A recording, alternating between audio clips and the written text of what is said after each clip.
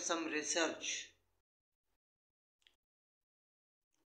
Today I spent time more than every day. मैंने आज काफ़ी टाइम नींद मुकम्मल की, तो सोचा कि कुछ रिसर्च आपके साथ शेयर करूं।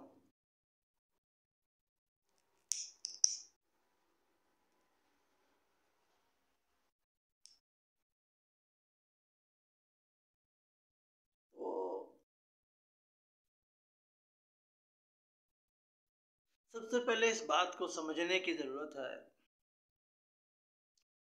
कि टाइम ट्रैवलिंग में बहुत से तजर्बात हो रहे हैं। तो उसमें मैं इस पे ये कहूँगा कि हर किसी का अपना अपना एंगल है तजर्बा करने का।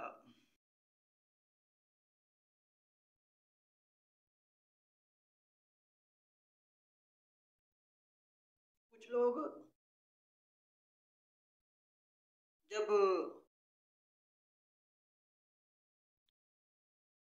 टाइम के हवाले से फिक्र करते हैं तो वो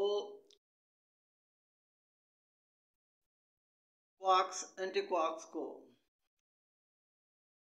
वो क्वार्क्स को जब देखते हैं तो वाई पर वो फोकस किए हुए होते हैं। ये क्योंकि साइंटिफिक डिस्कशन है, ये शायद आम लोग ना समझ सकें। तो क्योंकि जब मैं डिटेल बात करूंगा तो वीडियो लंबी हो जाएगी, तो मैं चाह रहा हूँ मुख्तसर बात हो जाए। तो आप जब फोकस करेंगे ना एंटी क्वार्क्स पे, तो इसलिए समझ में आएगा, उससे समझ में आएगा। ख़ास तौर पर इस बात को समझिए कि क्वांटम लेवल पर जब आप टाइम को देखेंगे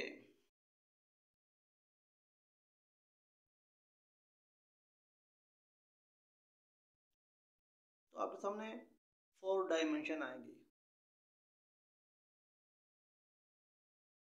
एंटी क्वार्क्स, मुझे समझ में आ रहा है? क्वार्क्स नहीं,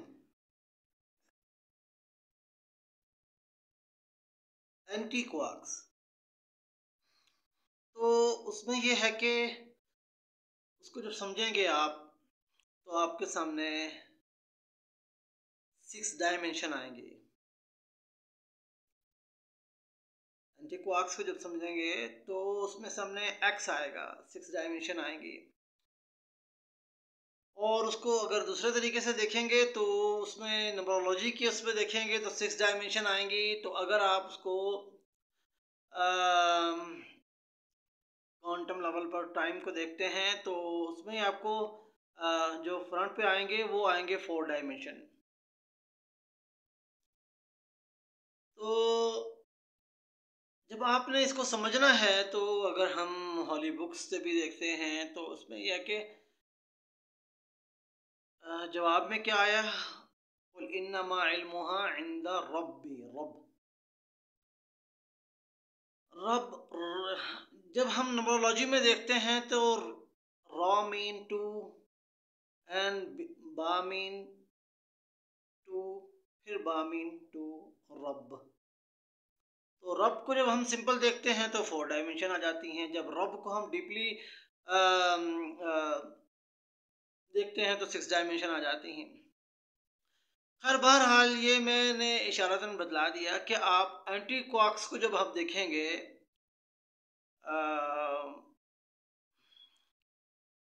तो आपको बहुत ही ज़्यादा अच्छे तरीके से इस बात को आप समझ सकेंगे। तो क्वांटम लेवल पर टाइम से जब आप ट्रैवल करने का कदम रखेंगे तो उस वक़्त में आपको समझ में आएगा। तो यहाँ पर मैं सिंपल इस बात की तरफ इशारा करूँगा कि आपने अगर इस चीज़ को अच्छे तरीके से समझना है तो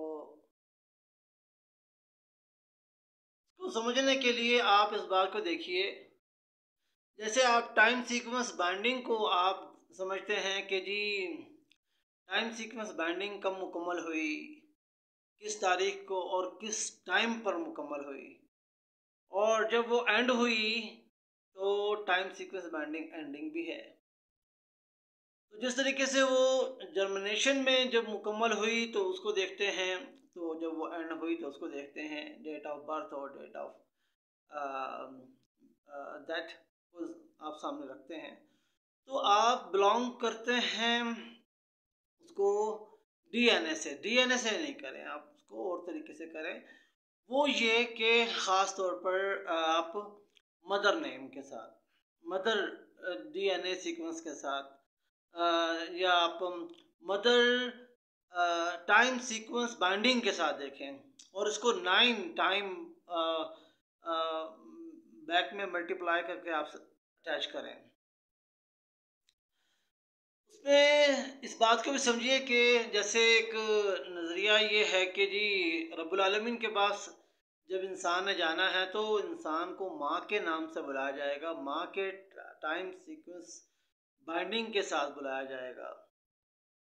तो इसी तरीके से मैं एंटी कॉक्स को भी इसी तरीके से देखता हूँ अपने नज़र से कि आप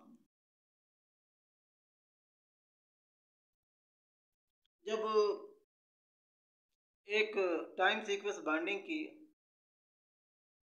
माँ के टाइम सीक्वेंस बाइंडिंग के साथ अटैच करते हैं और उसकी माँ के साथ, तो ये हिस्ट्री लेनी होती है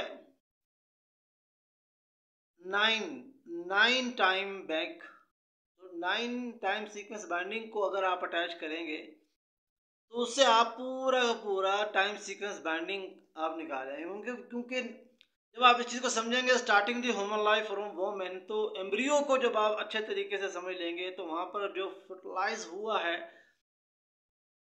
तो जो फर्टिलाइज तो बाद में हुआ है, तो उसकी जो टाइम सीक्वेंस बाइंडिंग जो उसमें मुकम्मल हुई है, तो उसको उसकी माँ की टाइम सीक्वेंस बाइंडिंग के साथ देखें, और फिर उस टाइम सीक्वेंस बाइंडिंग को बैक में उसकी माँ के टाइम सीक्वेंस बाइंडिंग के साथ देखें। ये हिस्ट्री 9 टाइम बैक अगर आप लेते हो तो आप बहुत ही करीब पहुंच जाओगे।